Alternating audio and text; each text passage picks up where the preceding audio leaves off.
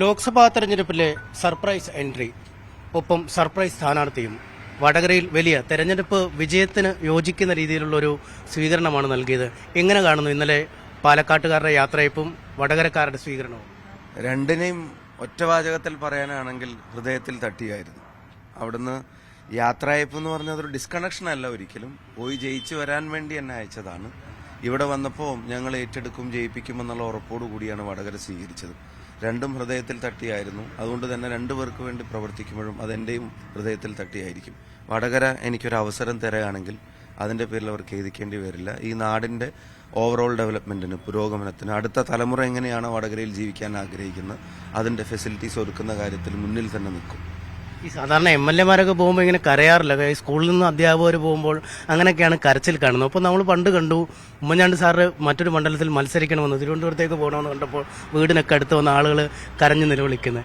ഏതാണ്ട് അതിനൊരു സമാനമായിരുന്നല്ലോ ഈ അമ്മമാരൊക്കെ വന്ന് കരയുന്നത്. ഉമ്മൻചാണ്ടി സാറുമായിട്ട് ആർക്കും കമ്പാരിസൺ ഇല്ല. അങ്ങനെ ഞങ്ങൾക്കൊരു സ്വപ്നം പോലെ അത്രയും.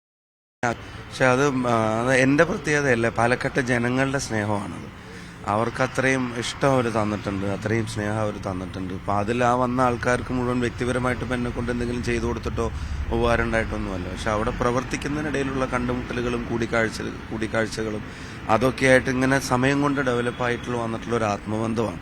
അപ്പം പെട്ടെന്ന് വടകര പോവാ എന്ന് പറഞ്ഞപ്പോൾ ഞാൻ തന്നെ സത്യം പറഞ്ഞാൽ പെട്ടെന്ന് വിളിച്ചിട്ട് എന്നോട് സ്ഥാനാർത്ഥിയാവണമെന്ന് പറഞ്ഞപ്പോൾ എനിക്ക് ആദ്യം ഞാൻ അവിടെ പോയാൽ ജയിക്കുമോ, ഞാൻ അവിടെ ആരാ മത്സരിക്കുന്നത്, അതൊന്നും ഓർത്തിട്ടല്ല നമുക്ക് ആശങ്ക വരുന്നത്. അങ്ങനെ ആരൊക്കെയോ തെറ്റിദ്ധരിക്കുന്നുണ്ടെങ്കിൽ അതല്ല, അത്തരം പേടികളില്ല. ജയിക്കാൻ തന്നെയാണ് വരുന്നത്, ജയിക്കുകയും ചെയ്യും ജനങ്ങൾ വിചാരിച്ച. പക്ഷെ നമ്മുടെ മനസ്സിലേക്ക് പെട്ടെന്ന് വരുന്നത് എന്താ, അയ്യോ ഞാൻ പാലക്കാട് നിന്ന് പോവാണോ എന്നുള്ളൊരു ആശങ്ക പെട്ടെന്ന് വരും. അപ്പം അത് എനിക്ക് വന്നിട്ടുണ്ടെങ്കിൽ സ്വാഭാവികമായിട്ടും അവർക്കും വരും. അത് അവരുടെ സ്നേഹമാണ്. പക്ഷേ ഇങ്ങനൊരു ഉത്തരവാദിത്വം പാർട്ടി ഏൽപ്പിക്കുമ്പോൾ അതിന്റെ ഗൗരവം അവർക്ക് മനസ്സിലായി. കണ്ണീരോടെ ചേർത്ത് പിടിച്ചിട്ട് അവർ പറഞ്ഞത് ജയിച്ചിട്ട് വരണം തന്നെയാണ്. അപ്പം എനിക്കിങ്ങോട്ട് വരുമ്പോഴുള്ള ഒരു കരുത്ത് അതാ. അപ്പം അവരെല്ലാവരും കൂടെ അവിടെ വന്നിട്ട് പോകുമ്പോൾ ഇവിടുന്ന് പോകണ്ടെന്ന് മാത്രം പറഞ്ഞിട്ട് വരികയാണെങ്കിൽ എനിക്കൊരു കനം കൂടിയ മനസ്സുമായിട്ടായിരിക്കും ഞാൻ ഇവിടെ വരിക. പക്ഷെ അവിടെ പോയി ജയിച്ചിട്ട് വരണം, തോക്കരുത്. അല്ലെങ്കിൽ അവിടെ നിന്നുള്ള ആൾക്കാർ, ഇന്നലെ ഇപ്പം എന്നോട് പ്രവീണേട്ടനൊക്കെ പറയുന്നു, കുറെ ആൾക്കാർ പാലക്കാട് നിന്ന് വന്നിരുന്നു. അപ്പോൾ അവർ പ്രവീണേട്ടനോടൊക്കെ പറയാണ് ഇത്ര ഞങ്ങളുടെ ആളെ ജയിപ്പിക്കണം എന്ന് പറഞ്ഞു എന്ന് പറഞ്ഞു. അപ്പം ഞാൻ പറഞ്ഞു അവരുടെ ആ ഒരു മനസ്സാണത്, ജയിക്കണം എന്ന അവരുടെ ആ ഒരു മനസ്സുണ്ട്. അതെനിക്ക് വലിയൊരു കരുത്താണ്. എന്നാൽ പോയി വരുമെന്ന് പറഞ്ഞല്ല വിട്ടേക്കുന്നത്, തോറ്റിട്ട് വരുമെന്ന് പറഞ്ഞല്ല, ജയിച്ചിട്ടേ വരാവൂ എന്ന് പറഞ്ഞിട്ടാണ് വിട്ടിരിക്കുന്നത്. ഇതിന്റെ ഒരു പൊളിറ്റിക്കൽ നീഡ് അവർക്കും അറിയാലോ, ഇതിന്റെ ഒരു രാഷ്ട്രീയ ആവശ്യം. അത് തിരിച്ചറിവുള്ളവരാണല്ലോ അവരും ഇവരും. തീർച്ചയായിട്ടും ജയിക്കാൻ കഴിയും. രണ്ടുപേരുടെയും പിന്തുണ എനിക്കുണ്ടാവും. പാലക്കാടിന്റെ പ്രാർത്ഥനയുണ്ടാവും, വടകരയുടെ സ്നേഹവും പിന്തുണയുണ്ടാവും. ഇന്നലെ MK രാഘവൻ പറഞ്ഞത് രാത്രി 11:30 അദ്ദേഹത്തെ വിളിച്ചു. അദ്ദേഹം പറഞ്ഞ 1 മണിക്കെന്നാണ് എന്നെ വിളിച്ച് കരഞ്ഞു, എങ്ങനെയും ഡൽഹിയിലുള്ളവരോടൊന്നും പറയണം, എന്നെ ഇതിൽ നിന്ന് ഒഴിവാക്കി തരണം. അങ്ങനെ ഒരു തോന്നലാണോ ആദ്യം? അല്ല, ഞാനത് എനിക്ക് അതിന്റെ തെരഞ്ഞെടുപ്പിന്റെ റിസൾട്ടിനെ സംബന്ധിച്ചുള്ള ആശങ്കകൾ കൊണ്ടൊന്നുമല്ല. ഞാൻ ASU പ്രസിഡന്റ് ആയിരിക്കുമ്പോൾ പാലക്കാട് പോയി മത്സരിക്കാനുണ്ടായ സാഹചര്യമൊക്കെ ഓർമ്മയില്ലേ? എന്നെ സ്വീകരിക്കാൻ വന്ന പ്രകടനത്തിന് 200 ആളും അന്ന് അതിനെതിരായിട്ട് 700 ആൾ വേറെ പ്രകടനം അപ്പുറത്തുണ്ടായിരുന്നു. അങ്ങനത്തെ സിറ്റുവേഷനിലൊന്നും അങ്ങനെ ഭയപ്പെട്ട് തീരുമാനങ്ങൾ എടുക്കുന്ന ആളൊന്നും ആയിട്ടല്ല ഞങ്ങളെയൊന്നും പാർട്ടി വളർത്തിയിട്ടുള്ളത്. പക്ഷെ എനിക്ക് പെട്ടെന്ന് വരുന്ന ആശങ്ക, ഞാൻ പാലക്കാട് നിന്ന് പോവാണെന്നുള്ള ഞാൻ സ്വപ്നത്തിൽ വിചാരിക്കുന്നില്ലല്ലോ. അത് കേൾക്കുമ്പോൾ പെട്ടെന്ന് രാഘവേട്ടനെ വിളിച്ചപ്പോൾ ഞാൻ പറഞ്ഞു, രാഘവേട്ടൻ ഞാൻ എങ്ങനെ പാലക്കാട് നിന്ന് പോരുക, എനിക്കിവിടെ ഞാനിത് ഇവിടുത്തെ ആൾക്കാരോട് ആരോടും പറഞ്ഞിട്ടില്ല, എനിക്ക് അത് ഭയങ്കര പ്രയാസവും, അവർക്കും പ്രയാസവും എനിക്കും പ്രയാസമാവും. അപ്പോൾ നമുക്കും കുറച്ചും കൂടെ മെച്ചപ്പെട്ട കാൻഡിഡേറ്റിനൊക്കെ അവിടെ കിട്ടൂലേ എന്ന് ചോദിച്ചപ്പോഴാണ് രാഘവേട്ടൻ പറഞ്ഞു, നീ ഇവിടെ വരണം, പിന്നെ നീ ഇവിടെ ജയിക്കും തന്നെ അവർ കാത്തിരിക്കുകയാണ്, നിനക്ക് വടകരക്കാരെ അറിയാഞ്ഞിട്ടാണ്, നിനക്ക് പാലക്കാട്ടുകാർ തരുന്ന പോലെ തന്നെ സ്നേഹം അവരും തരും, ധൈര്യമായിട്ട് കയറി പോരെ എന്നൊക്കെ പറഞ്ഞു. അപ്പം അത് വിളിച്ച് പെട്ടെന്ന് ഇങ്ങനെ ഒരു ആശങ്ക അറിയിക്കുന്നതിന്റെ ബേസ് എന്ന് പറയുന്നത്, പാലക്കാട് നിന്ന് പെട്ടെന്ന് ഞാൻ പോവാന്ന് പറയുമ്പം, അത് പെട്ടെന്ന് ആദ്യമായിട്ട് എന്നോട് പറയുമ്പോൾ നിങ്ങളൊന്ന് ആലോചിച്ച് നോക്കിയാൽ, ഫോണിൽ വിളിച്ചിട്ട് നാളെ വടകരയെ സ്ഥാനാർത്ഥിയായിട്ട് പ്രഖ്യാപിക്കുക എന്ന് ഇന്ന് രാത്രി വിളിച്ച് പറഞ്ഞാലുള്ള പെട്ടെന്നുണ്ടാവുന്ന മാനസികാവസ്ഥ എന്താ, എനിക്ക് നാളെ MP ആവാലോ, അല്ലെങ്കിൽ അവിടെ അതൊന്നും അല്ലല്ലോ ആലോചിക്കുക. നമ്മൾ പ്രതിദാനം ചെയ്യുന്ന ഒരു ജനതയിൽ നിന്ന് പെട്ടെന്ന് പിരിഞ്ഞു പോകുമ്പോൾ ആ ഒരു ആത്മബന്ധവും സ്നേഹവും ഇല്ലെങ്കിൽ ഇവരും എന്നെ വിശ്വസിക്കൂ? അവരും വിശ്വസിക്കില്ല. അല്ല, ഇപ്പൊ എന്നോട് വടകരക്കാരും പറഞ്ഞത്, നിങ്ങളുടെ പാലക്കാട്ടുകാർ നിങ്ങൾക്ക് തരുന്ന സ്നേഹം ഞങ്ങൾ കണ്ടു, ഞങ്ങളും നിങ്ങളെ സ്നേഹിക്കും എന്ന് പറയുന്നത്. അത് തീർച്ചയായും അതൊക്കെ മേലെയല്ലായിരുന്നു. ഇന്നലെ ആ ജീപ്പിന്റെ മുകളിൽ നിന്നിട്ട് ആ ജനത്തെ കൂട്ടത്തെ കാണുമ്പോൾ, സാധാരണ തെരഞ്ഞെടുപ്പിൽ ജയിച്ചാലൊക്കെയാണ് ഇങ്ങനെ വലിയ ഒരു ആഹ്ലാദ പ്രകടനവും ഈ നൃത്തവും ചവിട്ടിയൊക്കെ ആളുകൾ.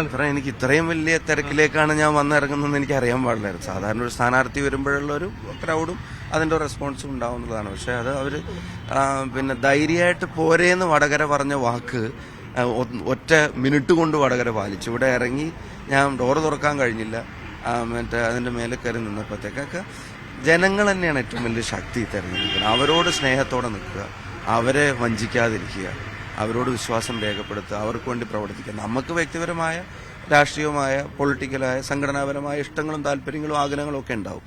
അതിന്റെ ഓരോ ഘട്ടത്തിലും നമുക്ക് കിട്ടുന്ന അവസരങ്ങൾ കൂടുതൽ ജനങ്ങളുമായിട്ട് അടുക്കുക എന്നുള്ളത് പഠിപ്പിച്ചത് ഉമ്മൻചാണ്ടി സാറാണ്. അപ്പം അതെപ്പോഴും തുടരാൻ ശ്രമിക്കാറുണ്ട്. അതുപോലെയൊന്നും അതുമായിട്ടൊന്നും കമ്പാരിസണേ ഇല്ല, സ്വപ്നത്തിൽ പോലും കമ്പയർ ചെയ്യാൻ പറ്റില്ല. പക്ഷേ ഞങ്ങളൊക്കെ ആഗ്രഹിക്കുന്നത് ആ വഴിയിൽ നടക്കാനാണ്. ഈ കെ മുരളീധരന്റെ പകരക്കാരനായി അതൊരു വലിയ അംഗീകാരമല്ലേ? കാരണം കഴിഞ്ഞ വർഷം തിരുവനന്തപുരത്ത് നിന്ന് ഇതേപോലൊരു വരവ് വന്നതാണ്, അദ്ദേഹം വിജയിച്ചാണ് പോയത്. ഇപ്പോൾ തൃശ്ശൂരിലേക്ക് ഇന്നലെ ആരൊക്കെയോ പറയുന്നതായിട്ട് ഞങ്ങൾ മല്ലനായിട്ട് അയച്ചേക്കുവാണ്, ഗുസ്തിക്ക് വിട്ടേക്കുവാണ്, അവിടെ ജയിച്ചു വരുന്ന മല്ലനായിരിക്കും അദ്ദേഹം. അങ്ങനെ ഒരാളുടെ സ്ഥാനത്തേക്കാണ് പാർട്ടി നിയോഗിച്ചിരിക്കുന്നത്. അത് വലിയൊരു അംഗീകാരമല്ലേ, ഇത്രയധികം നിർണായകമായൊരു തെരഞ്ഞെടുപ്പിൽ ഇങ്ങനൊരു സ്ഥാനം തരുന്നത്? ലീഡർ ഉണ്ടായിരുന്നെങ്കിൽ, ലീഡർ കെ കരുണാകരൻ ഉണ്ടായിരുന്നെങ്കിൽ ഈ മകന്റെ ഈ ആർജവത്തെ ഓർത്ത് ഇപ്പൊ അഭിമാനിക്കുമായിരിക്കുന്ന കാര്യത്തിന് സംശയം വേണ്ട. എന്തൊരു തീരുമാനങ്ങളാണ് പാർട്ടിക്ക് വേണ്ടി അദ്ദേഹം എടുക്കുന്നത്, ജനങ്ങൾക്ക് വേണ്ടി അദ്ദേഹം എടുക്കുന്നത്, മതേതര രാഷ്ട്രീയത്തിന് വേണ്ടി അദ്ദേഹം എടുക്കുന്നത്.